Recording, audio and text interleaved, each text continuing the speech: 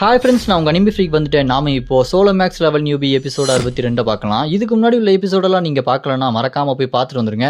டிஸ்கிரிப்ஷனில் லிங்க் கொடுத்துருக்கேன். சரி வாங்க நம்ம இந்த எபிசோடுக்குள்ளே போகலாம். அதுக்கு முன்னாடி போன எபிசோடு கடைசியில் நம்ம ஹீரோ இப்போ அந்த டீமன் ரியாலம்லேருந்து பெரிய அந்த ஒயிட் பெல்ன்ற ஷிப்பை வாங்கிட்டு 29வது ஃப்ளோருக்குள்ளே வந்துட்டான். நம்ம அலிஸ் வேம்பர் வந்துட்டு இருக்கிற இடத்த பார்த்துட்டு அந்த நிராசா அவ எப்படி இங்கே 29வது ஃப்ளோருக்கு வந்தான்னு தெரியல. அவள் இவங்க எல்லாத்தையுமே அழிக்கிறதுக்கு பிளான் போட்டுட்டு இருப்பா. அதோட போன எபிசோடு முடிஞ்சிருக்கும். வாங்க நம்ம இந்த எபிசோடில் என்ன நடக்குன்னு பார்க்கலாம். இந்த எபிசோடு ஸ்டார்டிங்கில் நிராசாவோட ஃப்ளாஷ்பேக். நிராசா மனசுக்குள்ளே யோசிச்சுட்டு இருப்பா, இந்த டவர் ஆஃப் ட்ரையல்ஸ் வரும்போது நான் ரொம்ப பிரபலமாக இருந்தேன். என்னோட சக்தியை பார்த்து எல்லாருமே வேந்தாங்க. இந்தியாவோட கில்லுலேயே நான் தான் பெரிய ஆளாக இருந்தேன். என்னை பாராட்டாத ஆளே இல்லை, என்னோட புகழ் பாடாத ஆளே இல்லை. அவ்வளோ சந்தோஷமாக இருந்தேன். அது எல்லாமே முடிஞ்சது அன்னைக்கு ஒரே ஒரு நாள். அதுக்கு காரணம் ஜின்.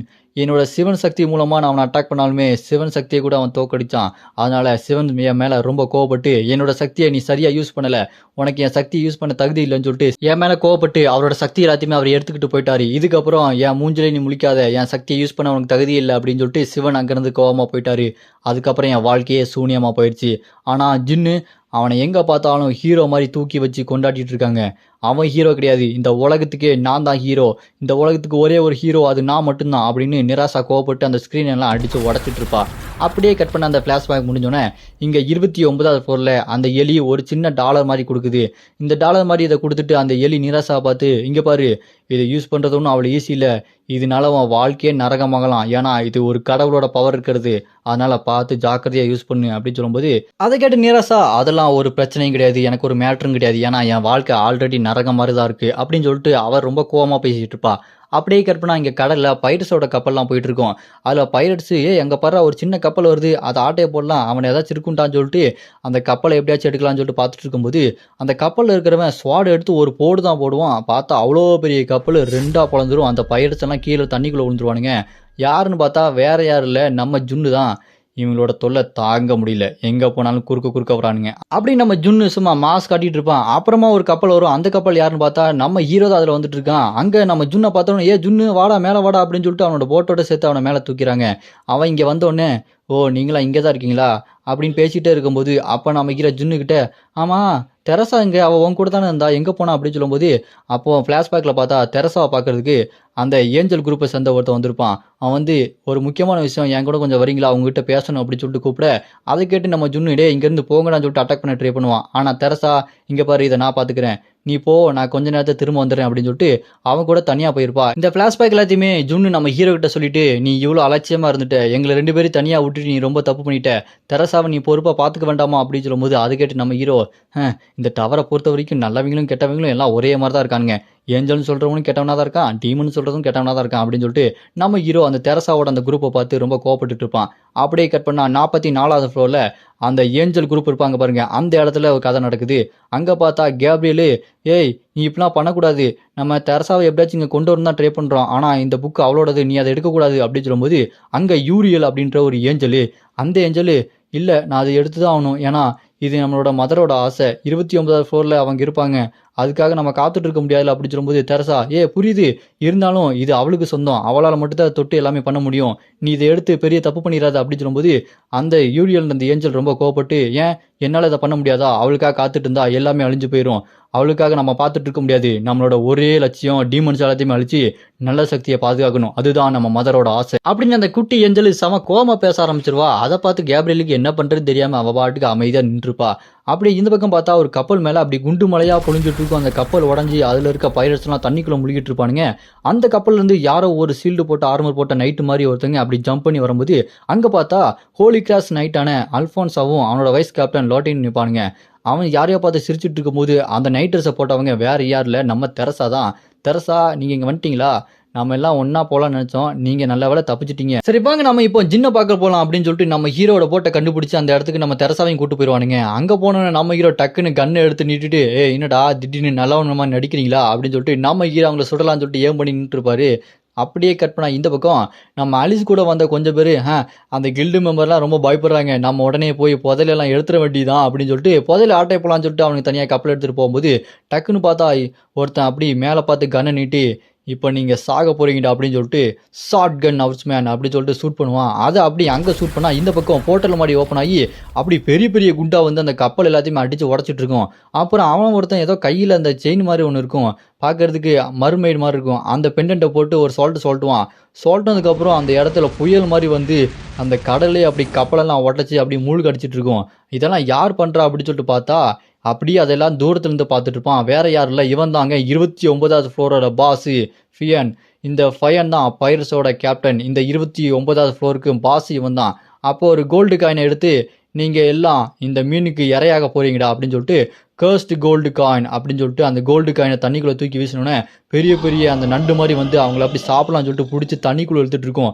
அங்கே வந்து பைரட்ஸ் அந்த பிளேயர் எல்லாமே தண்ணிக்குள்ளே விழுந்து செத்துட்டு இருப்பானுங்க.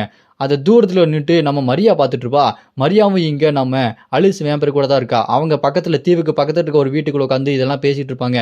நம்ம அங்கே போக முடியுமா, கடல் திடீர்னு சூறாவளி மாதிரி வந்து எல்லாத்தையுமே உள்ளே இழுக்குதுன்னு சொல்லிட்டு அவங்க பேசிகிட்டு இருக்கும்போது அப்படி இந்த பக்கம் நம்ம அலிஸ் வேம்பர் இதெல்லாம் உட்காந்து கேட்டுட்டு இருப்பா. இந்த இடத்துல ஜின் இருந்தான் அப்படின்னா அவன் இது எல்லாத்தையுமே வேற மாதிரி ட்ரீட் பண்ணுவான். அவனோட அந்த தனி டெக்னிக்கு வேற மாதிரி இருக்கும். அவனை மிஸ் பண்ணுறேன் அப்படின்னு சொல்லிட்டு நம்ம அலிஸ் வேம்பர் யோசிச்சுட்டு இருக்கும்போது அங்கே ஒருத்தன் ஓடி வந்து இங்கே நம்ம ஜின்னு வந்துட்டாரு, இங்கே வாங்க சீக்கிரம் வாங்க அப்படின்னு சொல்லும்போது அலிஸ் வேம்பர் என்னது ஜின்னு இங்கே வந்துட்டானா அப்படின்னு சொல்லி சந்தோஷத்தில் பார்ப்பா. அப்படியே இந்த பக்கம் கப்பலை பார்த்தா சண்டை போட்டுட்டு இருப்பானுங்க. அதை பார்த்து அலிஸ் என்ன நடக்குது இங்கே அப்படின்னு சொல்லிட்டு பார்ப்பா. இங்கே பார்த்தா நடுச்சல் நம்ம தெரசா இருப்பா. அங்கே நம்ம ஹீரோ கன் எடுத்து நிட்டு என்ன தைரியம் இருந்தால் தெரசாவை கூட்டு போவேன் அப்படின்னு சொல்லிட்டு 2 பேரும் சண்டை போடும் போது அங்கே நம்ம ஹீரோட ஃப்ரெண்டு நிப்பாட்டுங்கப்பா, அங்கே பாருங்க மரியா அப்படின்னு சொல்லும்போது மரியா அந்த கப்பலுக்கு வந்து இங்கே பாருங்க ஒரு முக்கியமான பிரச்சனை, அலிஸ் இது எல்லாத்தையுமே லீட் பண்ணிட்டு இருக்காங்க, அலிஸ் வேம்பருக்கு ஹெல்ப் வேணும் அப்படின்னு சொல்லும்போது அலிஸ் வேம்பர் இது எல்லாத்தையும் பார்த்துட்டு ஜின் என்ன ரொம்ப கடுப்பேத்திட்டான், என்ன வந்து பார்க்காம தெரசா கூட தான் முக்கியம் தான் சொல்லிட்டு அவளுக்காக சண்டை போட்டுட்டு இருக்கானா அப்படின்னு சொல்லிட்டு அவள் கப்பல் எடுத்துட்டு தனியாக அங்கே போகலான்னு சொல்லிட்டு போயிடுவா.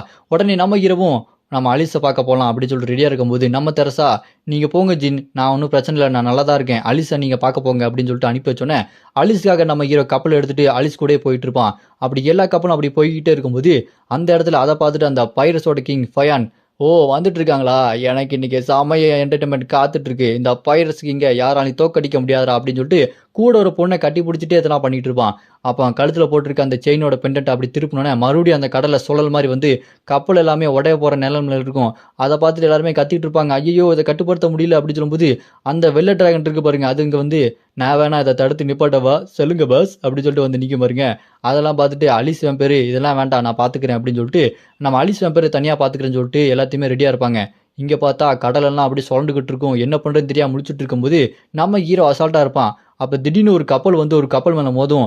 என்னன்னு பார்த்தா அந்த கப்பலில் வர்றது அந்த 29வது ஃப்ளோரோட பாஸு ஃபயன் கேப்டன் தான்.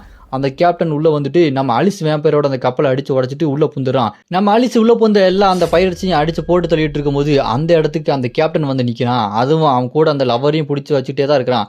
அப்போது இந்த பக்கம் நம்ம அலிஸை பார்த்த உடனே அந்த கேப்டன் இருக்கான் பாருங்க, அவன் ஓ குயின் நீயா, நீ ஒரு பொண்ணாக இருக்கிறதுல எனக்கு ரொம்ப சந்தோஷமாக இருக்குது, இது ஒரு ஒண்டர்ஃபுல்லான ஒரு மார்ஷல் ஆர்ட்ஸ் டோர்னமெண்ட் மாதிரி இருக்குது, இங்கே எல்லாமே உயிருக்காக போராடி சண்டை போட்டுட்டு இருக்காங்க குயின் அப்படின்னு சொல்லும்போது அதை கேட்டு கூட இருக்க அந்த லவருக்கு கோவம் வரல, என்னங்க நீங்கள் இவ்வளோ போய் கியூனிங்கிறீங்க, மூஞ்சிலே ஓட்ட போடுங்க அப்படின்னு சொல்லிட்டு அவள் சொல்லிட்டு சிரிச்சிட்டு இருக்கும்போது அதை கேட்டு கடுப்பாகி அவளை தூக்கி வீசிடுவான் அந்த பைரட்க்கு இங்கே ஃபயானு.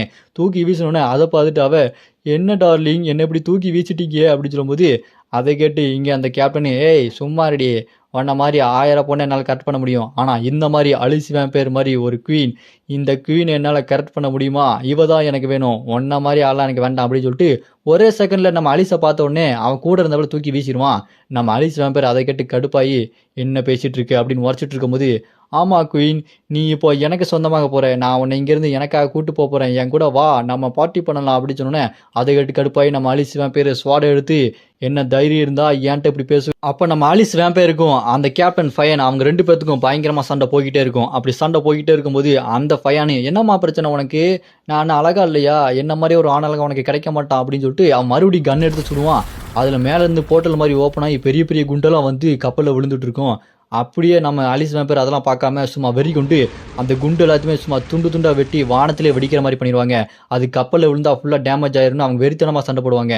இதை தூரத்துலேருந்து நம்ம ஹீரோ பார்த்துட்டு ஐயோ அலிஸ் என்ன செம கோவத்தில் இருக்காளோ, ஒருவேளை ஏன் மேலே தான் கோவத்தில் இருப்பாளோ, என்ன பண்ணுறது தெரியலையே, சரி போக போக கொஞ்ச நேரம் கழிச்சு எப்படியாவது சமாளிப்போம் அப்படின்னு சொல்லிட்டு நம்ம ஹீரோ அலிஸ் வேம்பேரை பற்றி மனசில் யோசிச்சுட்டு இருப்பான். அப்படி இந்த பக்கம் அந்த டீமன் கார்டு இது எல்லாத்தையுமே லைவா பார்த்துட்டு சிப்ஸ் எல்லாம் சாப்பிட்டுட்டு பரவாயில்ல இவன் சொன்ன மாதிரியே ஒரு நல்ல என்டர்டைன்மெண்ட், சண்டையும் நடக்குது, அதுக்குள்ள லவ்வும் இருக்குது, ஒரு மாதிரி வித்தியாசமான ஃபீலா தான்யா இருக்கு, நல்ல படம் ஓட்டுறாங்க அப்படின்னு சொல்லிட்டு அவன் ஜாலியா சோஃபால படுத்துட்டு சாப்பிட்டுட்டு இருப்பானா.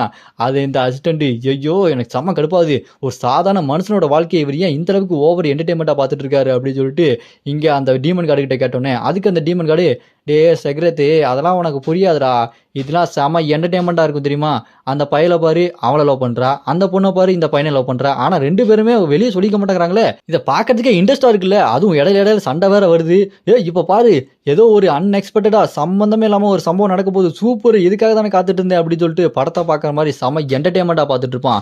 அப்போ அந்த இடத்துக்கு புதுசா ஒரு கப்பல் வந்துட்டு இருக்கும். அப்போ அந்த கப்பல் வரும்போது அந்த இடத்துல பயங்கரமான புயல் வந்தோடனே இந்த பக்கம் பார்த்தா அந்த கப்பல் பெரிய கப்பல் ஸ்ட்ரைட்டா வந்து நம்ம ஹீரோட கப்பலே மோதி இருக்கு.